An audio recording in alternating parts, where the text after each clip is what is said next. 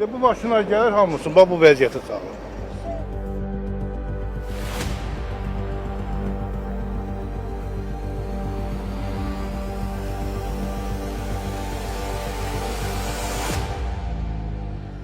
Sumqayıt şəhəri Sultan Məcid Qənizadə küçəsindəki bu yol sakinlərin qorxulu yuxusuna çevrilib.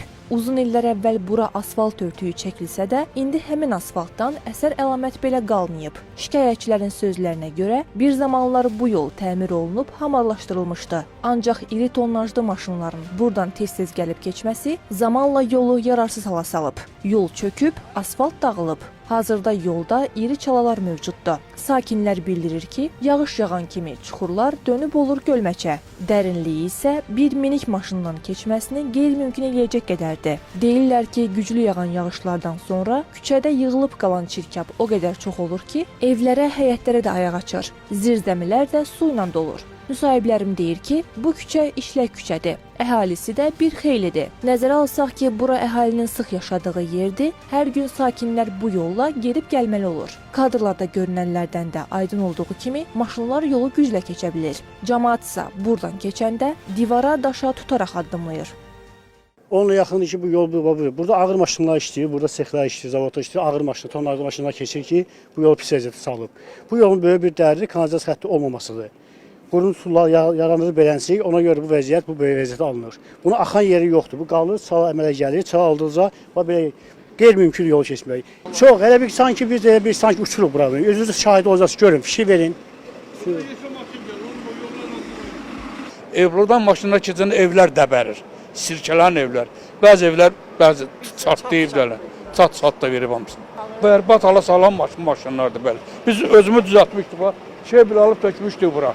Gör köblər hamısı vurub çıxıb qırağa. Cəmaət üçün avtobusa biz gəlib minə bilmirik palçığın içindən. Müsahiblərim iddia eləyir ki, dəfələrlə aidiyyəti qurumlara həm yazılı, həm də şifahi olaraq müraciət ediblər. Ancaq nəticəsi olmayıb. Uşaqlar çıxır ki, məktəbə getsin, neçə dəfə sürüşüb yıxılıb, şoferlər çıxartıb yolda. Bax, bu göl dolur ağzına kimi. Bu piyada yolu yoxdur, peşəxod, bax orada. İri maşınlar çıxdı ora. Pes mənim bu uşaqlarım, mənim 75 yaşım var, çörək almağa gedirəm, şəkər xəstəsi ya.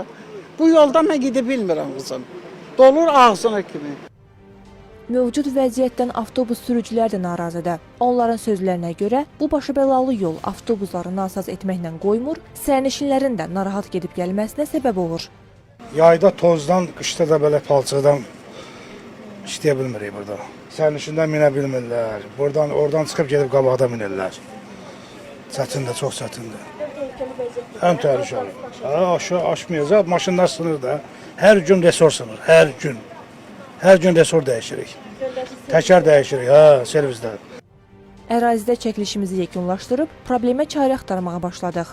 Üst tutduq Sumqayıt Bələdiyyəsinə. Qurumdan bizə bildirildi ki, məsələdən agahdılar. Sultan Məcid Qənizadə küçəsinin yol probleminin həlli üçün müəyyən addımlar atılacaq.